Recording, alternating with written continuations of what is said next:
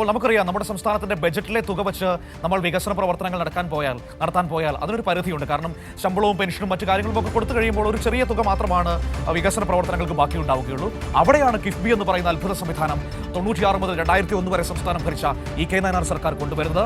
പക്ഷേ അതിന്റെ ഏറ്റവും ഭംഗിയായ രൂപത്തിൽ അത് പ്രാവർത്തികമാക്കിയത് 2016 മുതലുള്ള പിണറായി വിജയൻ സർക്കാരാണ് എന്നതാണ് ഏറ്റവും പ്രധാനപ്പെട്ട കാര്യം. ഒന്നാം പിണറായി സർക്കാരിൽ ധനകാര്യമന്ത്രിയായിരുന്ന ഡോക്ടർ തോമസ് ഐസക്, ഇപ്പോൾ രണ്ടാം പിണറായി സർക്കാരിൽ ധനകാര്യമന്ത്രിയായിരിക്കുന്ന കെ.എൻ. ബാലഗോപാൽ, അവർ രണ്ടുപേരും ആ പദ്ധതിയെ അങ്ങനെ ഏറ്റെടുത്ത് കൊണ്ടുപോകുന്നതാണ് നമുക്ക് കാണാൻ കഴിയുന്നത്. നിങ്ങൾ ഒരു കാര്യം കൂടി ഓർക്കുക, 2016 പ്രതിപക്ഷ നേതാവായിരുന്ന രമേശ് ചെന്നിത്തല ഈ പദ്ധതിയെക്കുറിച്ച് പറഞ്ഞത് മലർപ്പൊടിക്കാരന്റെ സ്വപ്നമെന്നായിരുന്നു. ആ മലർപ്പൊടിക്കാരന്റെ സ്വപ്നം എന്ന് പറഞ്ഞ് രമേശ് ചെന്നിത്തലയുടെ മണ്ഡലത്തിൽ കിഫ്ബി നടത്തിയിരിക്കുന്ന വികസനങ്ങൾ നമ്മൾ പ്രതീക്ഷിക്കുന്നത് അപ്പുറത്തേക്കായിരുന്നു. രണ്ടാം പിണറായി സർക്കാരിൽ പ്രതിപക്ഷ നേതാവായ വി.ഡി. സതീശൻ പറഞ്ഞത് കിഫ്ബി എന്ന് പറയുന്നത് തട്ടിപ്പാണെന്നായിരുന്നു. ആ പ്രതിപക്ഷ നേതാവിന്റെ മണ്ഡലത്തിലും പ്രതിപക്ഷ MLA-മാരുടെ മണ്ഡലത്തിലും കിഫ്ബി പദ്ധതിയിൽപ്പെട്ട വികസന പദ്ധതികൾ യാഥാർത്ഥ്യമാകുമ്പോൾ ആ MLA-മാരുടെ ബോർഡ് വെച്ച് ഫ്ലെക്സുകൾ അടിക്കുന്നതും ഇപ്പോൾ നമുക്ക് കാണാൻ കഴിയുന്നുണ്ട്. അതാണ് കിഫ്ബിയുടെ ഒരു യാഥാർത്ഥ്യം എന്ന് പറയുന്നത്, കിഫ്ബിയുടെ ഒരു നേട്ടം എന്ന് പറയുന്നത്. അപ്പോൾ ഈ 25 വർഷത്തെ ആഘോഷങ്ങളുടെ അല്ലെങ്കിൽ നേട്ടങ്ങളുടെ സമഗ്രമായ ചിത്രം പങ്കുവയ്ക്കാനായി മാനസ് കൂടി എന്നോടൊപ്പം ചേരുകയാണ് തിരുവനന്തപുരത്ത് നിന്ന്. നോക്കാം കിഫ്ബി എന്ന് പറയുന്ന ആ മാന്ത്രിക വടിയെക്കുറിച്ച്.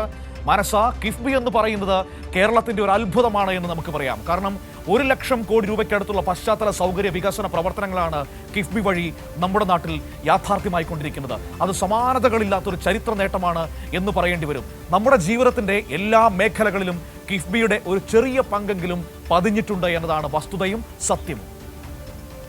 തീർച്ചയായും അത് തന്നെയാണ് മനു. കിഫ്ബി ഇപ്പോൾ 25 വർഷത്തിലെത്തി നിൽക്കുമ്പോൾ എടുത്തു പറയാൻ അല്ലെങ്കിൽ ചൂണ്ടിക്കാണിക്കാൻ നിരവധി നേട്ടങ്ങൾ തന്നെയാണ് സംസ്ഥാനത്തെ സംബന്ധിച്ച ഉള്ളത് എന്നുള്ളതാണ്. കാരണം മനു സൂചിപ്പിച്ചതുപോലെ തന്നെ ഈ ഫണ്ട് അനുവദിച്ചത് അത് കിട്ടുന്നത് വരെ കാത്തിരിക്കുകയാണെങ്കിൽ ഒരു രീതിയിലുള്ള വികസന പ്രവർത്തനങ്ങളും നടപ്പാക്കാനോ അല്ലെങ്കിൽ അതിന് കാലതാമസം ഉണ്ടാകുന്ന ഒരു സ്ഥിതിയും ഉണ്ടാകും. അതിന് ഒരു പരിഹാരമായി ഫണ്ട് കണ്ടെത്തുക എന്ന ലക്ഷ്യത്തോടെയാണ് ഇത്തരത്തിൽ ധനവകുപ്പിന് കീഴിൽ കിഫ്ബി പദ്ധതി രൂപീകരിക്കുന്നതും അതിൽ നിന്നും ഫണ്ട് എടുത്തുകൊണ്ട് ഇത്തരത്തിൽ വികസന പ്രവർത്തനങ്ങളൊക്കെയും തന്നെ നടപ്പാക്കാനുള്ള നീക്കത്തിലേക്ക് സർക്കാർ നീങ്ങുന്നതുൾപ്പെടെയുള്ള കാര്യങ്ങൾ നടപ്പാക്കുന്ന ഒരു രീതി തുടർന്നത് എന്നുള്ളതാണ്, അല്ലെങ്കിൽ ആരംഭിച്ചത് എന്നുള്ളതാണ്.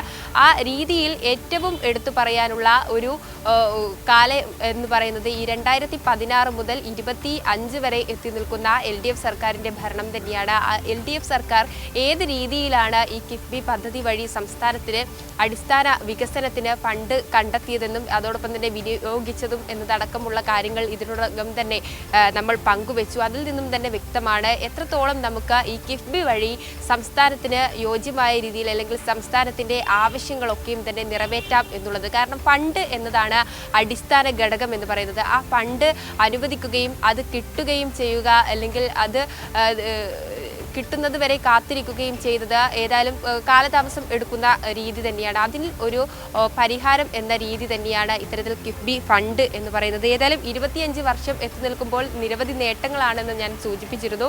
അത്തരത്തിലുള്ള നിരവധി നേട്ടങ്ങൾ എന്താണ് എന്നുള്ളത് നമുക്ക് നോക്കാം. ആരോഗ്യം, അതോടൊപ്പം തന്നെ വിദ്യാഭ്യാസം, പൊതുമരാമത്ത്, വ്യവസായം ഉൾപ്പെടെയുള്ള പ്രധാന അടിസ്ഥാന സൗകര്യ വികസന മേഖലകളിലെല്ലാം തന്നെ കിഫ്ബിയുടെ കയ്യൊപ്പ് ഈ 25 വർഷത്തിനുള്ളിൽ പതിഞ്ഞു എന്നുള്ളത് തന്നെയാണ് എടുത്തു പറയാനുള്ളത്. ഒപ്പം തന്നെയാണ് വിവിധ മേഖലകളിലെ കെട്ടിട നിർമ്മാണങ്ങളാണെങ്കിലും പാലങ്ങളാണെങ്കിലും റോഡുകളാണെങ്കിലും എല്ലാത്തിലും കിഫ്ബിയുടെ ഒരു പങ്ക് അല്ലെങ്കിൽ കിഫ്ബിയിൽ നിന്നുള്ള ഫണ്ട് വിനിയോഗിച്ചിട്ടുണ്ട്. ഇത്തരത്തിൽ 90,562 കോടിയുടെ 1190 പദ്ധതികൾക്കാണ് കിഫ്ബി അംഗീകാരം നൽകിയിരിക്കുന്നത്. ദേശീയപാതയ്ക്കും അതോടൊപ്പം തന്നെ വ്യാവസായിക ആവശ്യത്തിനുമുള്ള ഭൂമി ഏറ്റെടുക്കൽ ഉൾപ്പെടെ 33,388 കോടി രൂപ കിഫ്ബി ഇതിനോടകം സംസ്ഥാനത്ത് ചെലവഴിച്ചു കഴിഞ്ഞു എന്നുള്ളതാണ്. ഇതിൻ്റെയൊക്കെയും തന്നെ നേട്ടം നമ്മൾ അനുഭവിക്കുന്നു എന്നുള്ളതാണ്. വരും തലമുറയ്ക്കും കൂടിയുള്ള ഒരു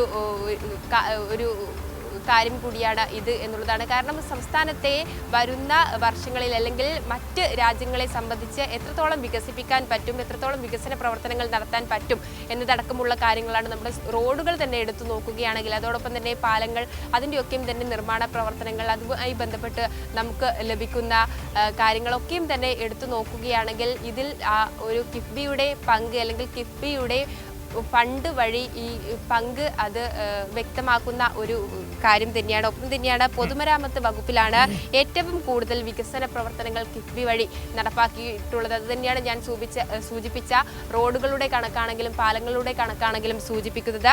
34,330 കോടി രൂപയുടെ 516 പദ്ധതികൾക്കാണ് അംഗീകാരം ലഭിച്ചത് പൊതുമരാമത്തിൽ. അതിൽ 104 പദ്ധതികൾ പൂർത്തീകരിച്ചു എന്നുള്ളതാണ് ഇവിടെ സൂചിപ്പിക്കാനുള്ളത്. ഒപ്പം ജലവിഭവ വകുപ്പിൽ 6,995 കോടി രൂപയുടെ 103 പദ്ധതികളും വൈദ്യുതി വകുപ്പിൽ 5,200 കോടി രൂപയുടെയും ആണ് ഇതുവരെയും നടപ്പാക്കിയിട്ടുള്ളത്. ഒപ്പം ആരോഗ്യ മേഖലയിലും 6,670 കോടി രൂപയുടെ പദ്ധതികളുണ്ട്. ഇപ്രകാരം 70,562 കോടി രൂപയുടെ അടിസ്ഥാന സൗകര്യ പദ്ധതികളും അതോടൊപ്പം തന്നെ 20,000 കോടി രൂപയുടെ ഭൂമി ഏറ്റെടുക്കൽ പാക്കേജും അടക്കമാണ് 90,562 എന്ന് പറയുന്നത്. കണക്കുകൾ പറയുമ്പോൾ കൃത്യമായ കണക്കുകളാണ്. അത് ഏതൊക്കെ രീതിയിലാണ് ഈ കണക്കുകൾ അടയാളപ്പെടുത്തിയിട്ടുള്ളത് എന്നതൊക്കെയും തന്നെ പറയാൻ സംസ്ഥാന സർക്കാരിന് കഴിയുന്നു എന്നുള്ളത് തന്നെയാണ്. കാരണം പ്രതിപക്ഷത്തെ സംബന്ധിച്ച് പ്രതിപക്ഷം ഭരിക്കുന്ന സമയത്ത് നടത്താൻ പറ്റാത്ത അത്രയും വികസന പ്രവർത്തനങ്ങൾ LDF സർക്കാർ അധികാരത്തിൽ വന്നതോടുകൂടി നടപ്പാക്കാൻ സാധിച്ചു എന്നുള്ളതും ഈ ഘട്ടത്തിൽ പറയാൻ